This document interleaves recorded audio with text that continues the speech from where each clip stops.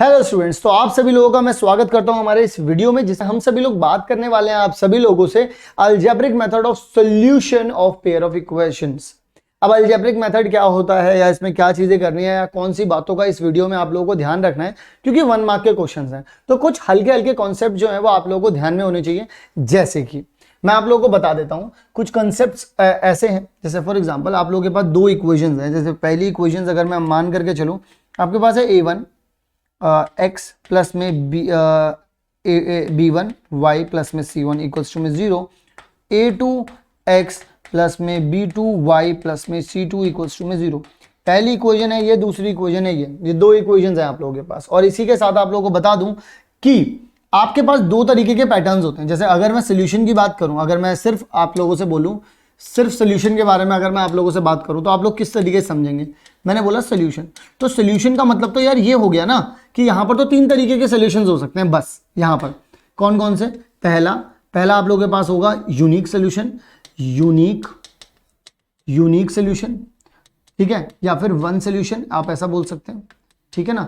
दूसरा क्या होगा आप लोगों के पास, यूनिक हो गया, वन हो गया, या फिर आपके पास क्या हो जाएंगे इनफाइनाइट सोल्यूशन। तीसरा आपके पास क्या हो गया, नो सोल्यूशन। अब ये दोनों में ही क्या होता है बच्चों, अब ये तीनों में ही क्या होता है, ये दोनों के दोनों सेम कैटेगरी है। ये कौन सी कैटेगरी होती है बच्चों, मैं इसको भी आप लोगों को अलग कलर से लिख करके दिखाता हूं। ये कैटेगरी होती है बच्चों कंसिस्टेंट, ठीक है ना। ये वाली कैटेगरी होती है बच्चों इनकंसिस्टेंट।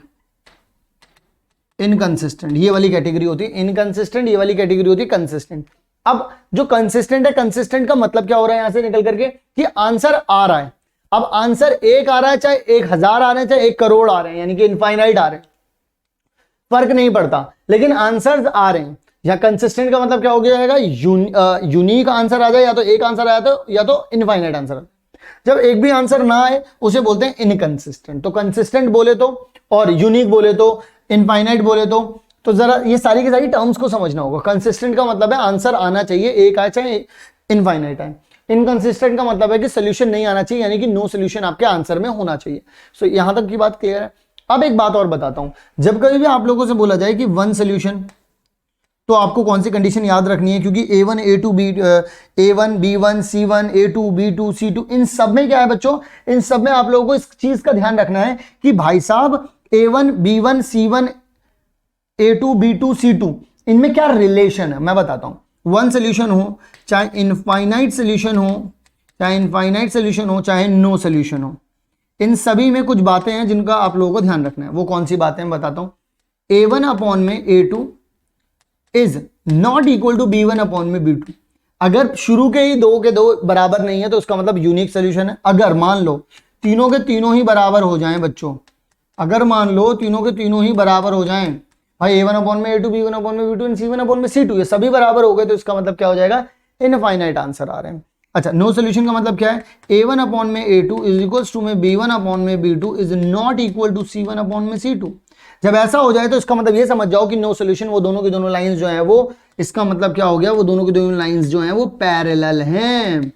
इसका मतलब क्या है, इसका मतलब वो कोइंसिडेंट हैं, कोइंसिडेंट लाइन है वो, ठीक है ना। इसका मतलब क्या है, वो इस तरीके से इंटरसेक्ट कर रही है, ठीक है बच्चों। तो इन कॉन्सेप्ट्स के बारे में आप लोगों को थोड़ा बहुत ज्ञान होना चाहिए, पता होना चाहिए। चलिए जरा, अब अगर मैं आप लोगों से बात करूं the pair of linear equation this, तो पूछ रहे हैं कि क्या है ये लीनियर, ये कंसिस्टेंट है, इनकंसिस्टेंट है, कंसिस्टेंट विद वन सोल्यूशन है और कंसिस्टेंट विद मेनी सॉल्यूशंस है। सो आप लोगों को बता दूं ये सवाल बहुत ही ताजा, एकदम गर्मा गर्म 2020 में पूछा गया। तो आप लोगों को बता दूं कि पहली इक्वेशन जो है वो आपके पास है 3x डिवाइड बाई 2 प्लस में आपके पास आ रहा है 5y डिवाइड बाई 3, ऐसा कुछ आ रहा है भाई, ठीक है। इक्वल्स टू में कितना आ रहा है, 7 आ रहा है। इसी के साथ 9x प्लस में 10y इक्वल्स टू में 14 आ रहा है आप लोगों के पास। तो आप लोग यहां से क्या कर सकते हैं, अब यहां से आप लोग बहुत सिंपल सा काम है, अपॉन में रख दीजिए 3/2 अपॉन में 9/1, जब इसके नीचे कुछ नहीं लिखा तो 1 हो गया, इक्वल्स टू में 5/3। अभी देखते हैं वो क्या होता है, इक्वल्स टू आता भी है नहीं आता है, तो मैं बराबर वाला जो साइन है ना उसको हटा ही देता हूँ थोड़ी देर के लिए, ताकि आप लोगों को जो आसानी रहे यहाँ पर समझने में चीज़ों को। तो ये क्या है, 7 अपॉन में 14। अब जरा ध्यान से सुनिएगा, ये चीज़ ऊपर चली जाएगी, ये चीज़ इधर चली जाएगी और ये चीज़ इधर चली जाएगी, या फिर कटने से पहले भी इधर आप 3 लिख सकते हैं। तो ये चीज़ इसके साथ मल्टीप्लाई जब होने जाएगी तो 1/6 आ जाएगा।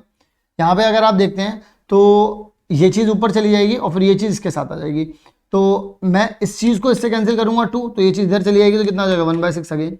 ये आ रहा है 1/2, यानी कि ये दोनों बराबर हो गए, लेकिन ये बराबर नहीं है किसके 1/2 के, यानी कि ये क्या हो जाएगा इनकंसिस्टेंट। यानी कि आप क्या बोल सकते हैं, ये इनकंसिस्टेंट है। ये दोनों लाइंस जो है वो पैरेलल लाइंस है। चाहे तो आप लोग इसका ग्राफ बना लीजिए, ग्राफ बना करके भी देखेंगे तो आपको पता चलेगा ये दोनों लाइंस कभी एक दूसरे से मिल ही नहीं पाएंगी। ओके चलिए जी, सो इस तरीके से आप लोग देख सकते हैं यहाँ पर 1/6, ये भी 1/6 है, ये भी 1/6 है, और लास्ट वन इज 1/2। तो इस वजह से आप क्या कह पा रहे हैं, ये वाली कंडीशन है। So this is inconsistent. बहुत बड़ा एक्सप्लेनेशन की जरूरत नहीं पड़ती है 1 मार्क में, आप डायरेक्टली भी बता सकते हैं that B option is correct. ये तो आपके सॉल्व करने के लिए मैंने यहाँ पर लिखवाया है, और मैंने सॉल्व भी कर भी दिया वैसे तो। ठीक है जी, चलिए नेक्स्ट क्वेश्चन के बारे में बात कर लेते हैं। नेक्स्ट क्वेश्चन कहता है कि द वैल्यू ऑफ के for which the system of the equation, system क्या है, x प्लस में y इक्वल्स टू में 4 है, और 2x प्लस में ky इक्वल्स टू 3 है, हैज नो सोल्यूशन, कोई सोल्यूशन ही नहीं है इसका। नो सोल्यूशन का मतलब क्या होता है, तुरंत घंटी बजे दिमाग में, बिल्कुल गर्मा गर्म सवाल के लिए। a1 अपॉन में a2 इक्वल्स टू में b1 अपॉन में b2 is not equal to में c1 अपॉन में c2। a1 अपॉन में a2 यानी बोले तो 1/2 आ गया, इक्वल्स टू में होना चाहिए 1 अपॉन में k होना चाहिए, इज नॉट इक्वल टू में 4/3 होना चाहिए। तो इस चीज को तो थोड़ी देर के लिए गायब कर दो, ये दोनों तो बराबर है ना, तो k यहां भेज दिया, 2 वहां भेज दिया, तो k की वैल्यू कितनी होनी चाहिए बच्चों, 2 होनी चाहिए k की वैल्यू।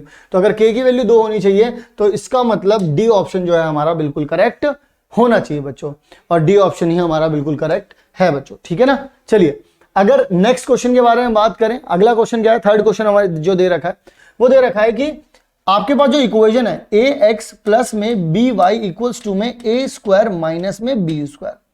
दूसरा जो क्वेश्चन है वो क्या दे रहा है, मतलब दूसरी जो लाइन है इसमें वो क्या दे रखी है, bx प्लस में ay इक्वल्स टू में 0, then find the value of x plus y। मतलब मुझे यहां पर x की और y की, इन दोनों की वैल्यूज को फाइंड करना होगा। जैसे ही मैं x और वैल्यू की वैल्यू जो है वो फाइंड कर लूंगा, तभी मैं बता पाऊंगा कि x प्लस y क्या है, ऐसे तो बता नहीं सकते। आइए जरा पता करते हैं। यहां पर पता करने का एक सिंपल सा मेथड क्या है, देखो यार यहां पर तो b दे रखा है, यहां पर a दे रखा है। अगर मान लो मुझे x की वैल्यू भी निकालनी होती तो उसके लिए भी तो मुझे ये करना पड़ता, भाई एलिमिनेट तो करना पड़ेगा। अगर मान लो मुझे x को एलिमिनेट करना है तो उनके कोएफिशिएंट्स भी बराबर करने पड़ेंगे। तो यहां पर a है, यहां पर b है, तो कमी क्या है, क्यों ना मैं यहां पर a ले आऊं और क्यों ना मैं यहां पर b ले आऊं। तो मैं यहां पर क्या करूंगा, मेरी जो इक्वेशन 1 है ना, मेरी जो इक्वेशन 1 है इसको मैं मल्टीप्लाई कर देता हूं किससे, यहां पे किसकी b की कमी है तो b से मल्टीप्लाई कर दिया, और मैं सब्ट्रैक्ट कर दूंगा फिर इसके बाद मेरी जो दूसरी वाली इक्वेशन है यानी कि इक्वेशन नंबर 2 को मैं मल्टीप्लाई कर दूंगा बच्चों a के साथ। जब मैं ये काम करूंगा, अब जरा ध्यान से देखिएगा, तो मैं यहां पर क्या करने वाला हूं, abx प्लस में b² इक्वल्स टू में a³ माइनस में b²a। सिमिलरली b a से मल्टीप्लाई करूंगा इसमें तो कितना आ जाएगा, सॉरी मैंने b से मल्टीप्लाई किया ना इसमें बच्चों, b से किया है तो यहां पर a² आना चाहिए, एक मिनट, a² माइनस में b³ होना चाहिए। और यहां पर कितना आ जाएगा, मैंने a से किया है तो abx और प्लस में a² y इक्वल्स टू में, यहां तो 0 ही हो जाना है। तो अब माइनस करेंगे तो माइनस माइनस ये चीज कैंसिल आउट हो गई, आपके पास y कॉमन आ गया और b² माइनस में a² रह गया। यहीं से आप लोग ये कह सकते हैं ये इक्वल किसके हैं, a² माइनस में b³। इसका मतलब क्या हो गया बच्चों, इसका मतलब ये हो गया कि मेरे पास जो y की वैल्यू आ रही है, y की वैल्यू को मैं कह सकता हूं बच्चों कि आपके पास आ जाएगा a² माइनस में b³ अपॉन में कितना आ जाएगा मेरे पास b² माइनस में a²। यानी कि अगर मैं एक काम कर दूं, ऊपर से मैं b को कॉमन निकाल लूं तो मेरे पास आ जाएगा बच्चों a² माइनस में b², और नीचे अगर मैं माइनस कॉमन निकाल लूं तो मेरे पास कितना आ जाएगा, again a² minus b², cancel out हो गया ये। तो y की वैल्यू कितनी आ गई, माइनस का b आ गई बच्चों। अब x की वैल्यू निकालना तो बेहद ही आसान हो गया, बिल्कुल एकदम हलवा काम। तो जरा देखो ax प्लस में b तो लिखा ही हुआ है, y की जगह कितना लिख सकता हूं, माइनस b इक्वल्स टू में कितना है भाई, a² माइनस में b²। तो मैंने यहां पर ax माइनस में b² इक्वल्स टू में a² माइनस में b², ये दोनों तो सेम है, कैंसिल हो गया, a से एक a चला गया, तो x की वैल्यू कितनी आ गई, a आ गई। यानी कि x की वैल्यू a आ रही है, y की वैल्यू माइनस का b आ रही है। यानी कि मुझे करना क्या, इन दोनों का सोल्यूशन चाहिए था, तो इन दोनों को ऐड करूंगा तो ये चीज आ जाएगी a माइनस बी। तो a माइनस बी कहां पर आ रहा है बच्चों, C option is my correct option, क्योंकि जब मैंने x की और y की वैल्यू निकाली है उन दोनों का एडिशन करना है, जोड़ा तो a माइनस बी आ रहा है। सो इसका मतलब C जो मैंने यहां पर आप लोगों को लगाया जवाब बिल्कुल करेक्ट जवाब है और यही जवाब आप लोगों को मिल रहा है। सो आई होप आप सभी लोगों को 1 मार्क में इतने आसान क्वेश्चन लेकिन कॉन्सेप्चुअल थे।